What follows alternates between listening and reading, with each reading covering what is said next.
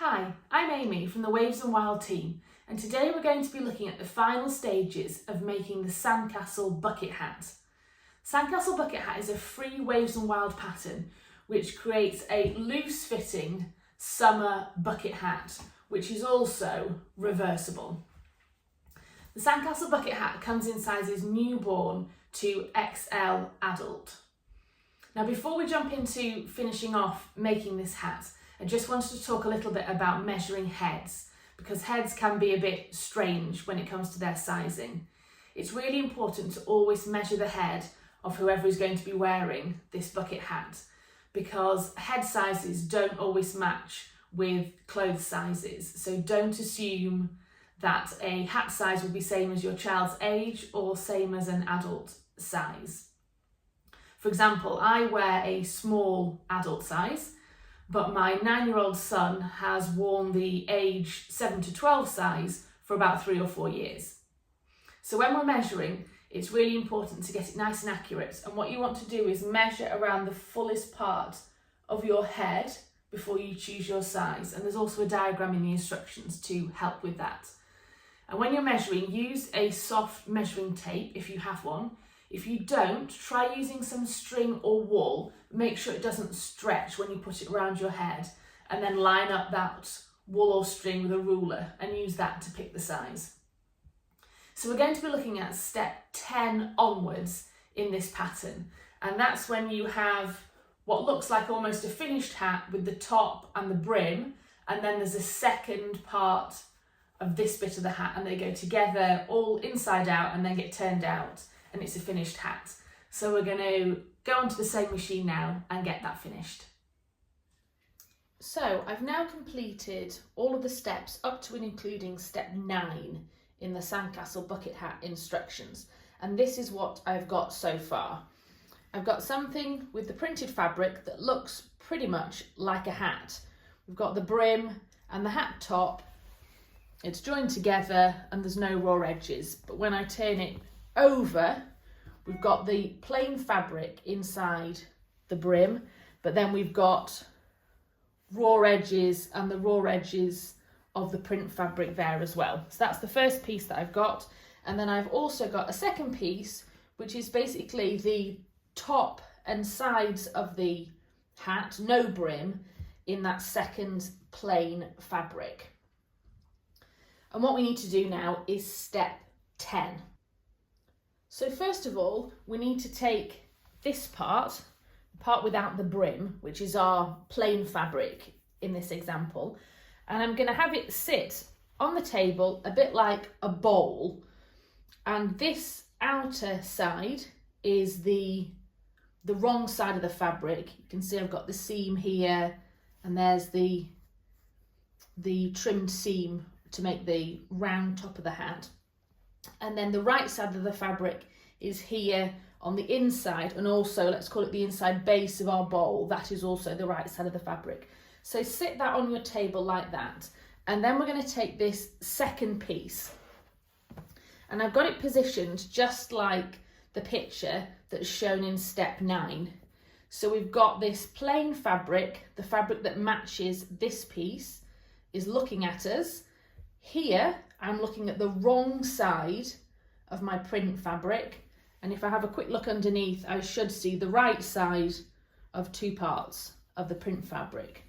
So we'll take our bowl, get all the sides standing up nicely. We'll take this piece and we're going to squidge it a little bit and fit it into here. I'm not moving it in any way, I'm not changing the orientation, that's exactly how it was, but I've just got to squish it to fit inside. So what we should end up with is, if I fold this back, this is the right side of our plain fabric, and this is the right side of our plain fabric brim, and they should be together. Now it looks all shoved in because it is, because we've got a bulkier brim fitting inside what's going to be the top of the hat. So now what we need to do is match up the seams on the brim and on this hat part and pin all the way around, but we're going to leave a gap of about 2 inches that we don't pin and sew, and that's going to be how we turn the hat inside out to the right way. So I'm just going to pin it and then show you what that looks like. And now here's the whole thing pinned all the way around this top raw edge. So what we're looking at is this surface, this outer surface, as we're looking at this thing right now, is actually the wrong side of your fabric B hat. And then we tip it to look inside here. This is also the wrong side of your fabric A hat. Now it looks all bulky and misshapen on the inside. That's okay, because at the moment the brim is trapped in there, and obviously the brim is larger than the hat part that sits on your head. So that's okay that you've had to sort of cram it into the space. That's how it should be. I've also added 2 pins here and here, and that's going to show to me where I'm going to leave a gap. So when I sew around this raw edge, I'm not going to sew between these two, which are about 2 inches apart. I'm going to use that for my turning space so I can turn the hat the right way out. And what you should have as well is it's 4 layers of fabric that are sandwiched together. So going from, if we call this the outside and this the inside, you will have your fabric B hat top. You've then got the 2 layers of brim. The first layer should be, again, the fabric B, then the fabric A brim, and then the fabric A hat top. But of course, these 3 layers have already been attached together in the previous step, but that's what it should be looking like. So now we're going to sew all the way around here and then turn it right side out.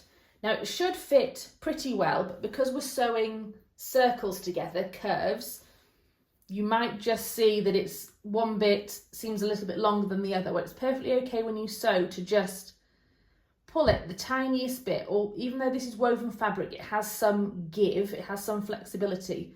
So just make sure you pull it, and when you're sewing between each pin, the fabric is nice and smooth so you don't end up with any tucks. Now the way I pinned it was I matched up the 2 side seams and pinned there, and then I matched up the 2 points that were marked on your fabric pieces. So we've got sort of the 4 points of a compass almost. And then I put a pin in between those. So that was done 4 times all the way around. And then I put pins in between those as well. So I've got a lot of pins, but I find it easier to keep everything in place when I'm sewing if I've only got to sew small gaps at a time and make sure that just those small sections are smooth before I then remove the pin and work on to the next section. So I'm going to jump on the sewing machine and sew this up and then show you what it looks like once it's done. I've now sewn the seam all the way around this raw edge, and we've just got the turning gap that's left there. So now I'm going to turn it the right way out. This is the beginning of step 11 in the instructions. All you've got to do is carefully push it all through this hole. Just take your time with this process because you don't want to pull any seams apart. Get the bulk of it through and then try and straighten it out. There we go. So now what we've got is a whole hat in our print fabric A on one side, and then if I flip it over, we've then got a whole hat in the plain print fabric B. And the only thing that's not attached is our turning hole there. So I'm going to turn it so that we're looking at the plain fabric B and set it down like that. And then the rest of our step 11 is to make sure this gap in the seam is folded neatly so we don't have a raw edge. And we're going to pin this in place.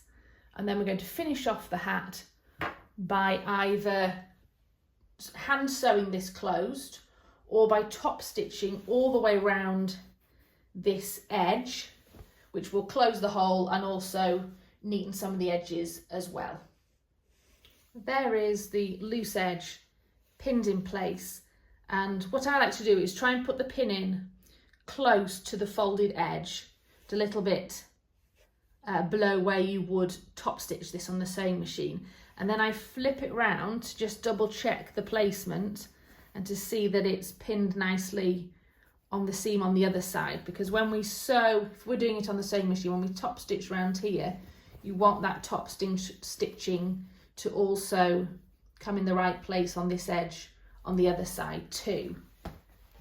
Now if you have, this is the reversible hat obviously, but if in your head you have sort of an inside and an outside, a side perhaps you're likely to wear more often, then I would recommend top stitching whilst looking at that side. So for me actually, it's this one. I'm more likely to wear it looking at the print. So what I will do is I will top stitch. I'm going to move these pins very carefully to the other side, making sure that my loose edge that was used for turning is still pinned correctly in place. And then I'm going to top stitch round this edge. But I would always recommend pinning it on the side, looking at your edge that needs folding in place first, and then if you want to top stitch from the other side, turn it round and move one pin at a time. I find that much easier to do. And here's our finished, completely reversible sandcastle bucket hat. Now don't forget, this is a free pattern that you can download from the Waves and Wild website, and also check out the blog post in the link below, which will show you how to add a safe breakaway chin strap in case you need that for your wearer.